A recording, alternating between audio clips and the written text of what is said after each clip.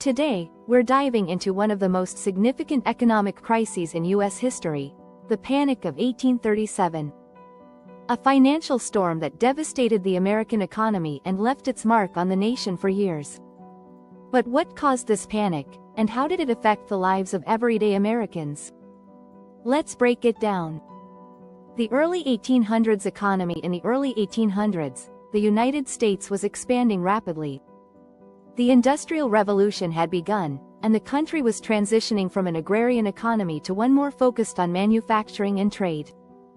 Under President Andrew Jackson, the U.S. had adopted policies that helped stimulate economic growth, but they also set the stage for the panic that would follow.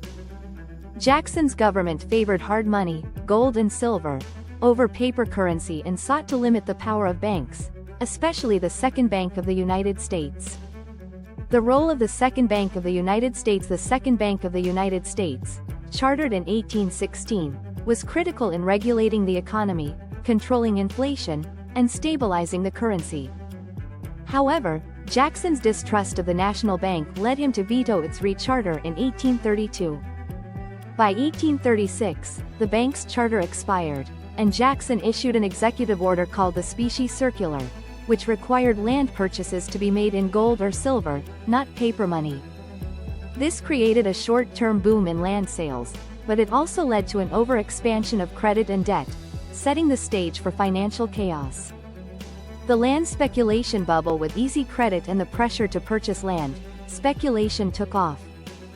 American settlers and investors were buying vast tracts of land, often using borrowed money. The demand for land drove prices up, but this speculation was based on unsustainable assumptions that the land's value would keep increasing. As the land bubble expanded, banks started issuing more and more paper money to fuel the speculative frenzy. The collapse. By 1837, cracks started appearing. The speculative frenzy could not continue forever. In May 1837, British investors began to pull out their funds from the U.S. economy, signaling the first signs of a financial collapse. Banks that had overextended themselves started failing, unable to redeem paper money for gold. Panic spread, and the nation's financial institutions collapsed. Credit became scarce, businesses failed, and unemployment soared. The aftermath and impact. The Panic of 1837 was devastating. Thousands of businesses went bankrupt, and unemployment rates skyrocketed. Banks failed at an alarming rate, and the value of land plummeted. Farmers, who had overborrowed in the speculative land boom, lost their homes.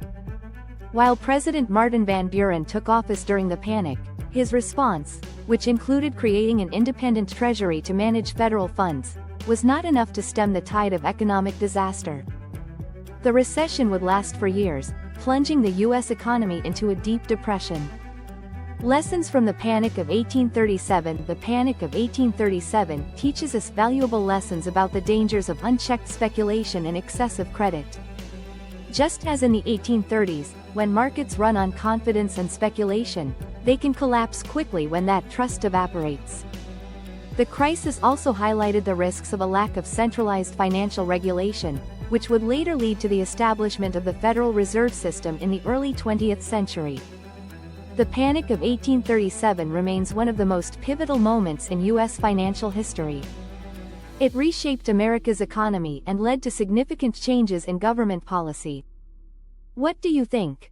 How similar are the causes of the Panic of 1837 to financial crises we face today? Let us know in the comments below. If you enjoyed this video, make sure to like, subscribe, and hit the bell icon for more fascinating stories from financial history. Thanks for watching, and we'll see you next time.